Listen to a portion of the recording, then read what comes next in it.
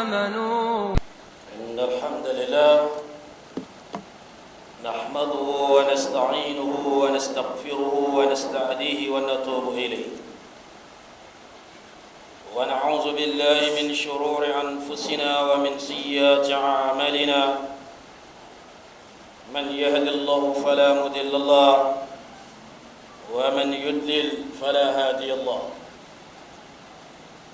وأشهد أن لا إله إلا الله وحده لا شريك له، يخلق من يشاء ويختار من يشاء، وبحكمته البالغة فضل الله بعد المخلوقة على بعض، ولأجل ذلك فضل الله سبحانه وتعالى بعد الشرور على بعض بخصائص فجعلهم حرم.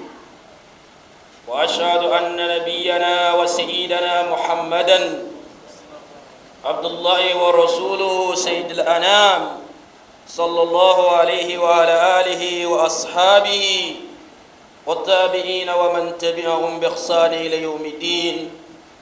أما بعد، فاتقوا الله عباد الله، فاتقوا الله حق التقوى، فاتقوا الله وتمسكوا بكتاب ربكم أي القرآن وبسنة نبيكم محمد صلى الله عليه وسلم، وما كان عليه السلف الصالح في الانتقاد والأعمال. وإياكم عباد الله والهوى أيها المسلمون، لا شك أننا في أحد من شهور حرم عند الله أي شهر رجب. لأجل ذلك يتكلمنا ماديا عن فضائل هذا الشهر، وبهذا نتبدر في هذه الآيات حين يقول تعالى: إن عدة الشهور عند الله 12 شهرا في كتاب الله يوم خلق السماوات والأرض منها 4 حرم ذلك الدين القيم فلا تظلموا فيهن أنفسكم وقاتل المشركين كافة كما يقاتلونكم كافة واعلموا أن الله مع المتقين. وقال تعالى عن فضل هذا الشهر: ويسألونك عن شهر الحرام قتال فيه كل قتال فيه كبير. وقال أيضا: يا أيها الذين آمنوا لا تخيلوا شعائر الله ولا الشهر الحرام. أيها المسلمون، إن الله تعالى فضل بعض الزمان على بعض، وفضل بعض المخلوقات على بعض، كما فضل هذا يوم الجمعة ويوم عرفة بحرماته لم يجعلها في سائر الأيام، حيث خصصهم بعبادة مخصوصة. وقاد الشهر رمضان عن سائر شهور، فكذلك حرم هؤلاء الأشهر 4 على سائر الشهور. فضل الله بعض الأوقات الليل والنهار على سائر الأوقات لوجوب الصلاة فيه، وفضل بعض الأماكن والبلد على سائرها كالبلد الحرام والمسجد الحرام. لذا عباد الله، يضعف الله في هؤلاء الأشهر الحرم الحسنة الأعمال الصالحة. لذا عباد الله، عليكم بالزيادة من الأعمال الصالحة في هذه الفرصة، أي في هذا الشهر رجب. فاتقوا الله عباد الله، واغتنموا هذا الشهر بفعل المأمورات وترك المنهيات، فلا تضيعوها باللهو واللعب وما لا فائدة فيها. اشتغالوا أنفسكم عباد الله، اشتغالوا أنفسكم أيها المسلمون بالعبادة والذكر والقراءة القرآن وتسبيح الرحمن، وصوموا من أيامها. وإياكم والبدع في هذا الشهر، تمسكم بكتاب ربكم وبسنة نبيكم محمد صلى الله عليه وسلم. بارك الله لي ولكم في القرآن ونفعني ونفاكم بما فيه من الآيات والذكر الحكيم. أقول قول هذا واستغفر الله لي ولكم ولسائر المسلمين من كل ذنب فاستغفروا إنه كان غفارا.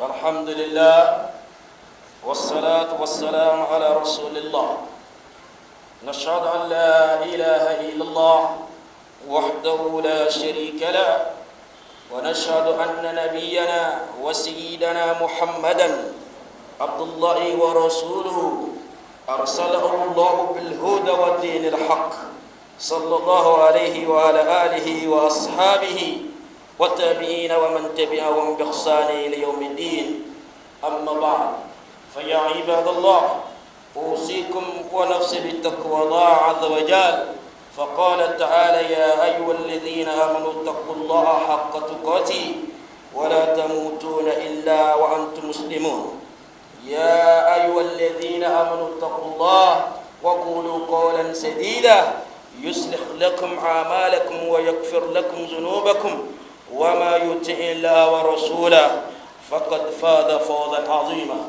وقال تعالى يا أيها الناس اتقوا ربكم الذي خلقكم من نفس واحدة وخلق منها زوجها وبث منهما رجالا كثيرا والنساء واتقوا الله الذي تساءلون به والأرحام إن الله كان عليكم رقيبا عباد الله لا شك أننا في الشهر رجب وتكلمنا ماديا عن فضائل هذا الشهر واليوم عباد الله لأجل ما حدث في أحد من المساجد في نيوزيلاند سنتكلم عن حال الإسلام في العالم وحال المسلمين عباد الله إن الله أمركم بأمر بعد به قائلا إن الله وملائكته يصلون على النبي يا أيها الذين آمنوا صلوا عليه وسلم تسليما صلى الله عليه وعلى آله وأصحابه وسلم تسليما كثيرا آمين. Louange à Allah, nous le louons, nous implorons son pardon et son secours. Nous demandons refuge auprès d'Allah contre les maux qui proviennent de nous-mêmes et de nos mauvaises actions. Celui qui est guidé par Allah ne sera point égaré, celui qui est égaré ne sera avoir de guide. J'atteste, je certifie et je confirme, haut et fort, qu'il n'y a de divinité digne d'adoration hormis Allah, l'unique sans associé, le tout-puissant, le dominateur, l'ordonnateur de toutes choses, l'irrésistible. Il n'admet pas d'associé ni d'égal dans sa royauté, sa majesté et son adoration. Et j'atteste aussi que notre maître, le bien-aimé, le prophète Mohammed, il est le meilleur de toute la création, le préféré des envoyés et messagers, celui qu'Allah a honoré durant ce mois Rajab. Il a honoré aussi sa communauté et que la paix d'Allah, sa bénédiction soit sur lui, sur les membres de sa famille, ses illustres compagnons et surtout ceux qui se conforment à sa tradition jusqu'au jour dernier. Amin. Ceci étant dit, adorateurs d'Allah, créez Allah votre Seigneur, créez Allah et méditez profondément au jour durant lequel vous retournez vers Allah, ainsi que chaque âme sera récompensée de ce qu'il a accompli. Ceci étant adorateur d'Allah, mettez le paquet et profitez des occasions islamiques qui vous est offerte durant l'année. Et parmi l'actualité, comme nous le savons nous tous, il y a 2 semaines et plus, il y a un attentat meurtrier survenu en Nouvelle-Zélande. Et ceci est un attentat anti-islamique dont 50 personnes environ ont été tuées et aussi près de 20 grièvement blessées contre 2 mosquées de la ville de Christchurch en Nouvelle-Zélande. Ceci devait interpeller la communauté musulmane internationale à propos de la situation de l'islam et des musulmans dans le monde. Laissez-moi vous dire que l'islam est opprimé. Et les héritiers, c'est-à-dire nos dirigeants, tels que les pays arabes du Golfe islamique, doivent prendre conscience de leurs responsabilités face au monde vis-à-vis de l'islam. Alors, si je dis l'islam est opprimé, pour en comprendre, essayons de répondre à ces questions. Si c'était un musulman qui est parti tuer les gens dans des églises, vous allez voir comment tous les médias du monde vont diaboliser l'islam. Vous vous rappelez bien, chers compatriotes, chers fidèles, chers adorateurs d'Allah, il y a de cela quelque temps, une attaque contre des personnes qui avaient volontairement attaqué le prophète Muhammad sallallahu alayhi wa sallam a été mondialement condamnée avec des marches et autres représentations. Mais le mal est qu'avec l'attentat en Nouvelle-Zélande, il n'y a pas eu le même tollé.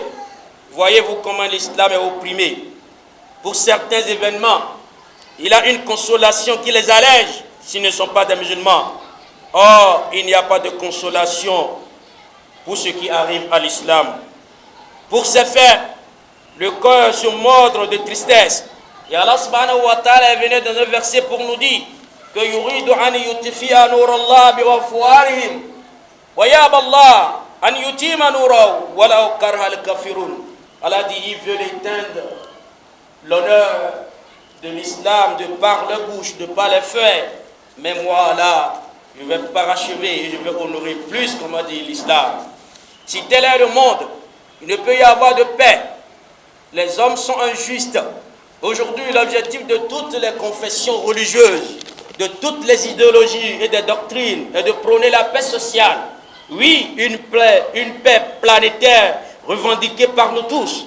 Mais laissez-moi vous dire que cette paix ne sera évidente que par l'application de certaines valeurs morales, telles que la justice, la vérité, l'indulgence, la tolérance et la valeur morale qui regroupe toutes ces vertus, source d'une paix absolue, est l'amour. Je dis bien l'amour. Chers fidèles, connaissez-vous vraiment le pouvoir de l'amour? Il métamorphose, l'ennemi devient ami intime s'il a vraiment l'amour. Aujourd'hui, l'amour a déserté le forum. Et Allah est venu dans un verset que je ne vais pas essayer de lire tout. Allah dit idfa billati hiya ahsan. Allah dit essaie de substituer le mal par le bien. Celui qui t'a fait le mal, fais-lui le bien. Fa idha alladhi baynaka wa baynahu adawwa ka'annahu waliyyun hamim. En le faisant, ce dernier qui fut dans le passé ton ennemi deviendra, comment dire, un allié intime pour toi. Et Allah est venu nous dire wa ma yulaqaha illa alladhina sabaru. Personne ne peut s'adonner à cette qualité, à ce comportement, que ceux-là qui sont très endurants. Et personne ne peut s'adonner à cette qualité que ceux-là qui sont vraiment les plus chanceux. Et c'était le mot d'ordre de tous les héros du monde entier. Comment faire pour qu'il y ait la paix? Comment faire pour qu'il y ait l'amour entre nous tous, sans distinction de race, d'idéologie, de classe, de personnalité? Et c'est ça le but, l'objectif, le slogan de tous les héros mondiaux. Ils ont essayé de militer pour, pour rendre l'égalité et pour blâmer coûte que coûte l'individualisme. Et c'est pourquoi cela me rappelle aussi les propos de ce grand héros, Martin Luther King, qui dit ceci dans l'un de ses mots. Il dit nous devons trouver le pouvoir de l'amour afin qu'il y règne la paix dans le monde. Le pouvoir rédempteur de l'amour. De cette façon, nous pourrons faire du vieux monde un monde nouveau. L'amour est le seul moyen pour le faire. La loi intangible de l'univers est que la vérité emportera coûte que coûte sur le faux, quoi que veillent les corrupteurs sur la terre. Aujourd'hui, les gens honnêtes ont compris que la seule issue pour l'humanité est l'islam, l'Ukhman islam. De nos jours, la modernité est à l'image de celui-là qui ne sait pas laver, mais il s'embourbe de bons habits. Et c'est ça ce que nous devons prendre conscience. Voyez, la civilisation occidentale est la putréfaction. Toutes ces persécutions à l'encontre de l'islam et qu'ils cherchent à imposer ses valeurs, qu'ils cherchent à imposer leurs valeurs, à imposer les cultures, à imposer les intérêts aux musulmans. L'islam est la vraie mondialisation. La seule mondialisation n'est autre que l'islam. Et c'est ça ce que Allah a dit en parlant du prophète Muhammad sallallahu alayhi wa sallam. Wa ma arsalnaka illa rahmatan lil alamin. Allah a dit nous t'avons envoyé en tant que miséricorde pour toute l'humanité entière. D'où le prophète même est la mondialisation. Et la sunna du prophète Muhammad sallallahu alayhi wa sallam est la mondialisation. Pourquoi les maîtres de la mondialisation se sont choisis l'islam pour l'ennemi? Une question pertinente. Seule la bête noire contre le plan diabolique est l'islam. Alors ils ont déclenché une guerre culturelle et médiatique contre toutes les générations musulmanes. On nous éduque selon les modes et selon les pensées. La seule solution, adorateur d'Allah en tant que musulman, Oumma islamique pour s'en sortir, est d'unifier nos efforts, l'unité, la fraternité au sein des musulmans de nos jours. Aujourd'hui, les médias fabriquent au sein des générations islamiques qui le vendent des musulmans allergiques à leur propre religion. Voyez, on fabrique des images, on peint l'islam à leur goût dans tous les médias dans le monde entier. Le terrorisme, le djihadisme et j'en parle. N'est-il pas temps pour nous musulmans de prendre conscience de nos problèmes et de nos ennemis? Combien de temps et quels efforts les musulmans consacrent-ils au service de la religion de nos jours? Des questions que nous devons essayer de répondre. Suffit comme perne pour la religion que cette défenseur l'abandonne à elle-même une question pertinente. Allah et l'islam n'ont-ils pas un droit sur nous tous?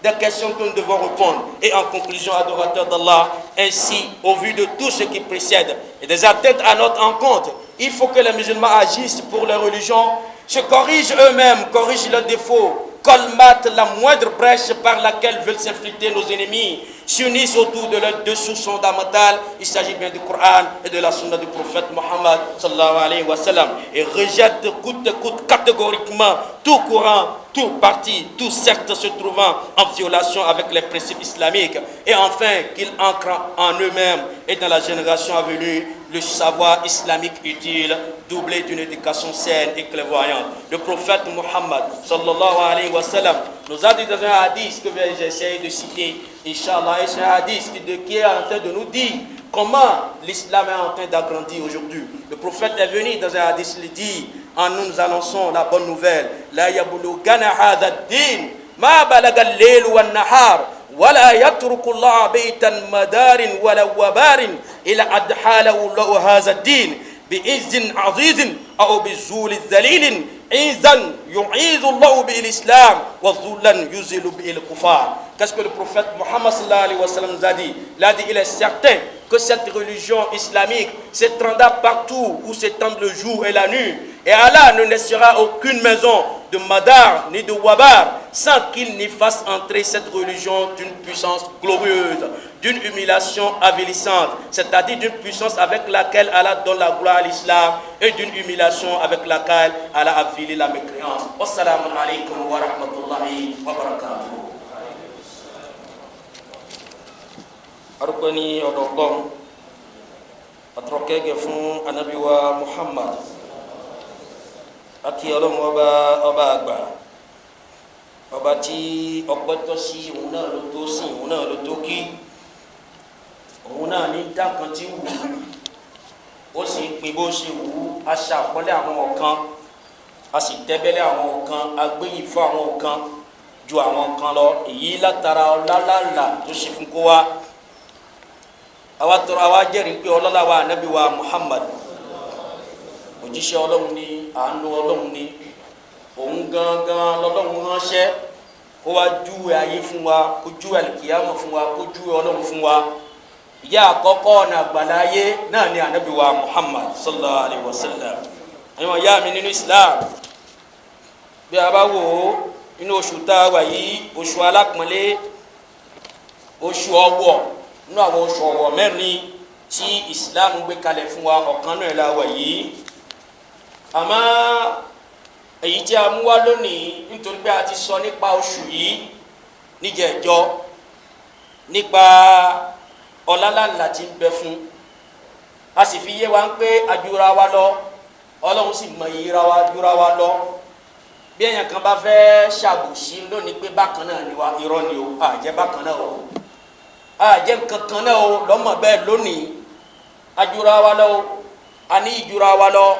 A lè fi mọ́sálásí Mẹ́kà ní Ìkábà, a lè fi wé mọ́sálásí Mádínà, a sì lè fi mọ́sálásí Mádínà níbi tán sí Ànábì wa Muhammad sí, a lè fi wé mọ́sálásí wa níbi tàǹkìrún nínú èyí.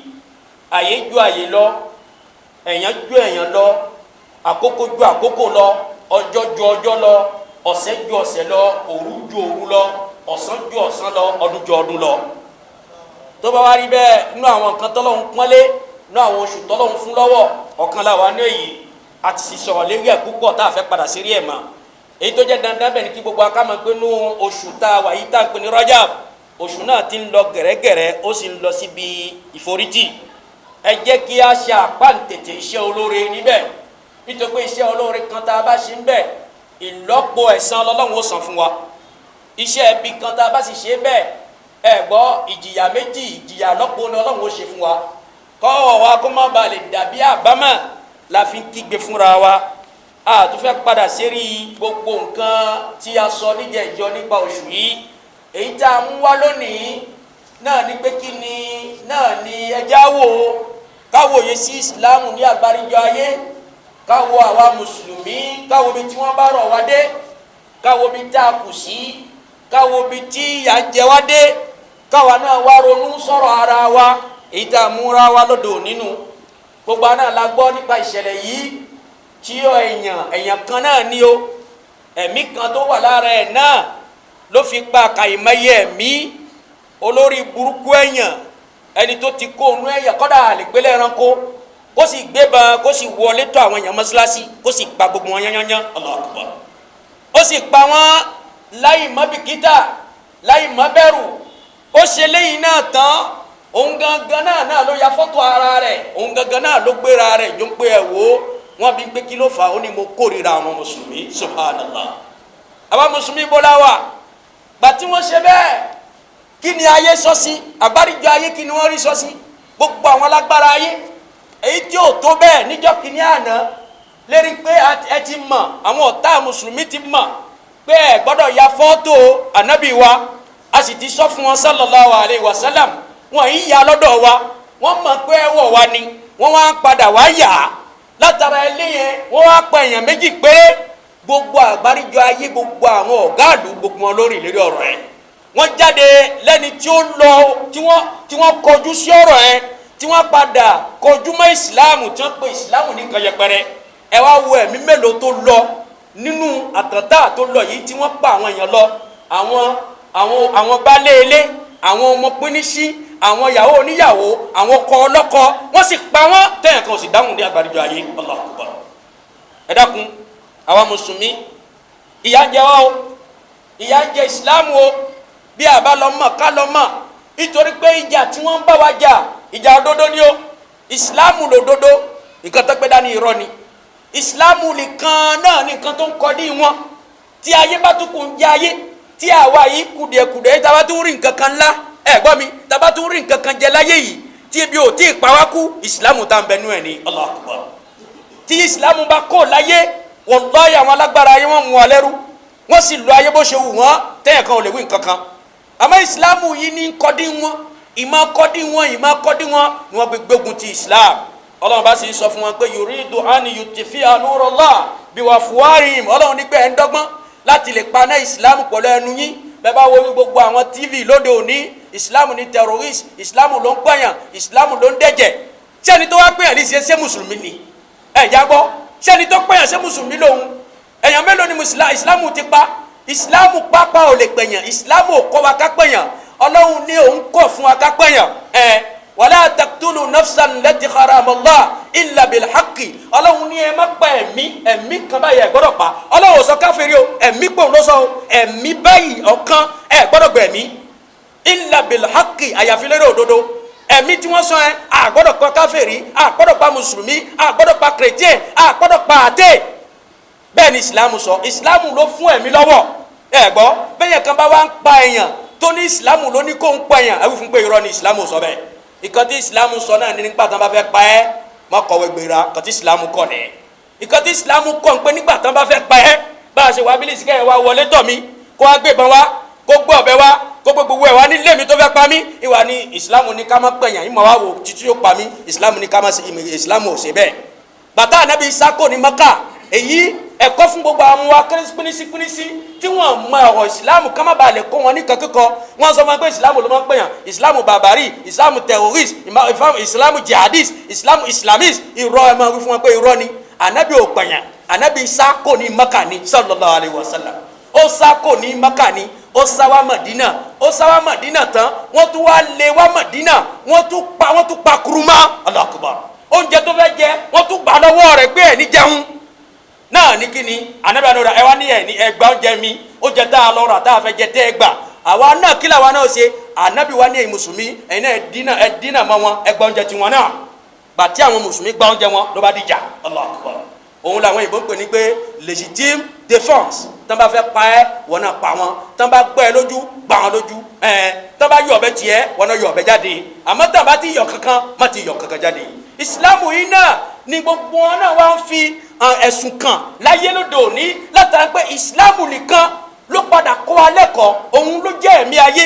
bàbá wo lóde òní gbogbo àwọn tó ń tako ìsìláàmù ìwà àbàjẹ́ ni wọ́n fẹ́ wù, wọ́n fẹ́ máa wà lọ́wọ́ ni, wọ́n fẹ́ máa ṣe ṣìnà ni, ẹ̀gbọ́ wọ́n fẹ́ máa mu sìgá ni, wọ́n fẹ́ máa mu géè ni, ẹ̀gbọ́ wọ́n fẹ́ mọ ìyá àwọn bàbá wọn ni, wọ́n fẹ́ mọ ìyá àgbàlagbà ni, wọ́n fẹ́ lo ayé lẹ́yìn jákujàku ni. bàtí ìsìláàmù wa ní láyé ẹ̀ lè ṣe bẹ́ẹ̀ ni wọ́n bá gbé ìsìláàmù ní ọ̀tá àtàwọn náà fi ń gbógun ti ìsìláàmù náà tán wá gbógun ti. ẹ wá wo lóde òní àwa mùsùlùmí náà wá dákẹ́, ìyà jẹ wá, àárín nǹkan kan sọ sí, àárín nǹkan kan ṣe sí. gbogbo àwọn ẹni tí wọ́n jogún islam lọ́dọ̀ òjíṣẹ́ ńlá muhammad sallallahu alayhi wa sallam, àwọn náà gangan bí ìyà ṣe ń jẹ islam yìí wọn rí kankan ṣe sí, tó pé àwọn náà wọ́n ti jẹ ìjẹkíjẹ, wọ́n jẹ dòdò. gbogbo àwọn ẹni tó ṣe pé ọ̀dọ̀ wọn ní ìkábà wà, ọ̀dọ̀ wọn gangan ní ara ànábì wà, àwọn náà ti yẹgẹ, àwọn náà ti ń kọ́ṣe wọn. bẹ́ẹ̀ bá wo àwọn ọmọ mọ́kà lóde òní, jíǹsì ni wọ́n lò, àwọn ọmọ mọ́kà gbọ́ ìṣesí àwọn amẹ́ríkà ni wọ́n lò, wọn náà láàsì subhanallah, wọn láàsì bí àwọn amẹ́ríkà. bẹ́ẹ̀ bá wo gbogbo nǹkan tó jẹ́ àwọn wa amẹ́ríkà gbogbo ẹ̀ ni wọ́n ti kó wá Riyadh ẹ̀rí, wọ́n tún wá ń pètè pèrò láti lè kó ìlú mọ́kà, àmọ́ ilé ẹ̀ lọ́lọ́run ò tí ì fún wọn sí. bẹ́ẹ̀ bá wo lóde òní àwọn ẹni tí a gbé ìsìlámù lé lọ́wọ́ fún wọn fi ìsìlámù lẹ̀. ìbéèrè táwa béèrè wa lónìí nínú hútúbà wa náà ni pé ṣé ìsìlámù ò lẹ́tọ̀ọ́ tó fẹ́ gbà lọ́dọ̀ wa? ìbéèrè ni ẹ̀tọ́ ìsìlámù, ìjà ń fún ìsìlámù lẹ́tọ̀ọ́, ìjà ń gbìyà ìsìlámù nílé wa, lọ́nà wa, níbi iṣẹ́ wa, nínú ìlú wa. ìsìlámù bàbá wo níbi gbogbo lónìí ìsìlámù ń tẹ́ lọ subhanallah. ìsìlámù ò tẹ́ o, àwa mùsùlùmí gangan là ń tẹ́ra wa lérí pé kí ni gbogbo nǹkan tó jẹ́ ẹ̀tọ́ ìsìlámù àbámọ́. àwọn ọ̀tá mùsùlùmí wọ́n rí pé ìsìlámù náà lágbára, wọ́n wá ń gba àwọn ọ̀nà àròkọ́rọ́mí wọ́n fi ń wọnú ìsìlámù subhanallah. wọ́n fi àwọn kéèkì, àwọn gàtó wọ́n fi ń tàn wá, wọ́n fi owó wọ́n fi ń tàn wá. gbogbo àdó la sì gbọ́ nínú tàn anabi suleiman aleyhisalatu wasalam nígbà tó pe bilikisi lánàá, tí bilikisi ó ní kí bilikisi wá wọnú ìsìlámù, tí bilikisi fẹ́ tàn, bilikisi kó kíni, ó kó àwọn ẹ̀bùn wá fún kíni, fún anabi suleiman. anabi suleiman gba tó rí ibù yóò ní atumidunani bima ọfẹ fi nǹkan tọ́lọ́run bá fún ẹ, ọfẹ fi tàn mí, ọfẹ fi nǹkan tọ́lọ́run fún ẹ ní ọlá, ọfẹ fi tẹ ẹ̀mí suleiman. fama atani Allah khairu mimma atakum, nǹkan tọ́lọ́run fún ẹ̀mí suleiman ó ju nǹkan tó fún ẹ̀yin lọ. Allahu akbar. ẹ̀yin mùsùlùmí ẹ dákun, ẹ já mọ̀ yíra wa, ẹ já mọ̀ bí tá a lọ, ẹ já mọ̀ kan tá a jẹ, ẹ já mọ̀ kan tá a wò, ẹ já mọ̀ èyí tá a dá sí, ẹ já mọ̀ èyí tá a ní dá sí, ẹ já mọ̀ ọ̀nà tá a tọ̀. nítorí pé islam lóde òní ó fẹ́ di ẹrú, àmọ́ bó tilẹ̀ wù kó wù, bó tilẹ̀ wù ká ṣe sí, islam ò ní di ẹrú. òjíṣẹ́ ńlá muhammad sallallahu alayhi wa sallam ó mú hadith kan wá, àmọ́ àkókò ti lọ. hadith náà inshallah a máa padà sọ níjọ́ mi. anabi ní bó tilẹ̀ wù kán fẹ́, bó tilẹ̀ wù kán kọ̀, ọlọ́run ti búra pé àní ìsìlámù ló dé gbogbo ibikíbi tí òun ràn sí bẹ́ẹ̀ ni ìsìlámù wọ̀. gbogbo ibikíbi tí òun ti ń dìde sí, tí òun ràn sí, ẹ̀rí tí òun ràn sí, ìsìlámù ó débẹ̀. ló wọnú agboolé kọ̀ọ̀kan, ló sì wọnú gbogbo òlú kọ̀ọ̀kan, kọ́dà àwọn òlú tó jìnnà gan kẹ́yìn ò tẹ̀ mọ́ pé àwọn èèyàn ń bẹ́bẹ̀, ìsìlámù ó débẹ̀. ẹ wá wo lóde òní ibo ni ìsìlámù ó dé lágbàdo ayé. èyí wá jẹ́ ìbínú fún gbogbo àwọn ọ̀tá islam. ó dọwọ́ wa o, àwa tá a ní islam ká mú dání dáadáa, ká mọ ìkan tá a ní, ká sì dúró ti dáadáa, ká fẹ́ràn ara wa, ká gbà fún ara wa, ká sì fi ẹ̀kọ́ islam fi kọ́ àwọn ọmọ wa, kí wọ́n má balẹ̀ di kíni, ká má balẹ̀ di àwọn ẹni tí wọ́n nù, ká má balẹ̀ di àwọn ẹni tí àwọn ẹni tó jẹ́ pé wọ́n jẹ́ ọ̀tá islam wọ́n kún wọn lẹ́rú. subhana rabbika rabbil izzati amma yasifun wassalamu ala al mursalin walhamdulillahi rabbil alamin.